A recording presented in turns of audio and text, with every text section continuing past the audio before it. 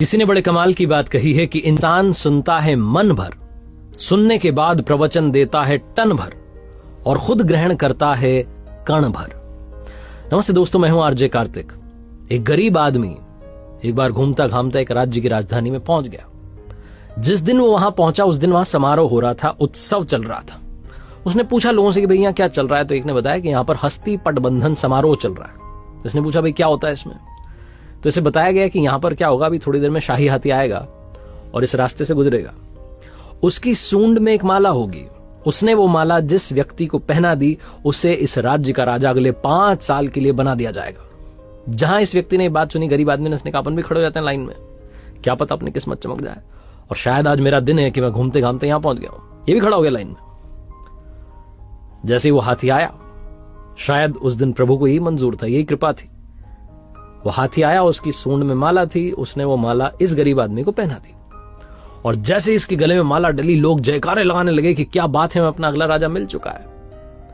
राजपुरोहित ने से बुलाया, इसका तिलक किया और कहा अब आप सुन लीजिए शर्तें। तो इसने सोचा शर्तें भी है, तो इसने कहा बताइए क्या बात है। तो राजपुरोहित ने कहा कि आपको अगले 5 साल के लिए इस राज्य का राजा बनाया जा रहा है, लेकिन 5 साल के बाद आपको ये राज्य छोड़ के जाना पड़ेगा, ये राजधानी छोड़ के जानी पड़ेगी।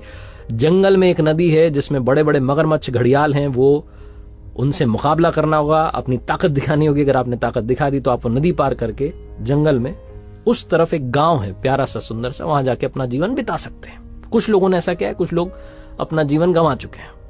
अब आप बताइए कि क्या आप 5 साल के लिए राजा बनने के लिए तैयार हैं? गरीब आदमी, इसके पास खोने के लिए कुछ नहीं, गंवाने के लिए कुछ नहीं। इसने अपने जीवन को सोचा, लाइफ को सोचा। इसने कहा सही है, 5 साल तो राजा रहेंगे, फिर कुछ डिसाइड कर लेंगे, कुछ ना कुछ तो होगा। 5 साल के लिए राजा बनने के लिए तैयार हो गया और इसने 5 साल अपने जीवन के जो सबसे बेहतरीन साल थे उसमें बहुत अच्छे से काम किया, सबका ख्याल रखा, सबका ध्यान रखा, सबका फेवरेट बन गया। और 5 साल कब खत्म हो गए पता नहीं चला। विदाई का दिन आ गया, लोगों की आंखें भर आई, कितना अच्छा राजा हमें छोड़ के जा रहा है। लोग रोने लगे कि इस बेचारे को अब यातना सहनी पड़ेगी। वो नदी जो है उसमें मगरमच्छ घड़ियाल सब मिलेंगे, क्या पता मर ना जाए। ढोल नगाड़ों के साथ में विदाई हुई, जंगल में पहुंचे। उस नदी के इस किनारे पर इसकी विदाई के लिए लोग तैयार थे, लेकिन जैसे ही इसने प्रणाम किया सबको कि धन्यवाद, बहुत अच्छा रहा, चलने लगा, तो लोग चौंक गए। ये खुशी खुशी नदी पार कर रहा था क्योंकि इसने उन 5 सालों में उस नदी पर लकड़ी का पुल तैयार करवा दिया था। लोग वापस प्रसन्न हो गए कि चलो सुरक्षित रहेंगे राजा साहब, अब वहां रहेंगे लेकिन अच्छे से रहेंगे। कहानी राजा की और नदी की नहीं है, कहानी आपकी हमारी है। हमें भी एक लिमिटेड पीरियड मिला है जिसमें हम इस मनुष्य रूप में आए हैं, लेकिन अब हम पर डिपेंड करता है कि क्या हम जब यहां से जा रहे होंगे तो क्या हम इस भवसागर को पार करने के लिए वो पुल तैयार करते हैं, अच्छे कामों से, दुआओं से, प्रार्थनाओं से, मेडिटेशन से, कि जब हम ये दुनिया छोड़कर जा रहे हों तो हमें यातनाएं ना सहनी पड़े, हमें ऐसी जगह ना जाना पड़े जिसे नरक कहते हैं। हम कुछ अच्छा करें और भवसागर पार करके पहुंच जाएं वहां जो दूसरा लोक है।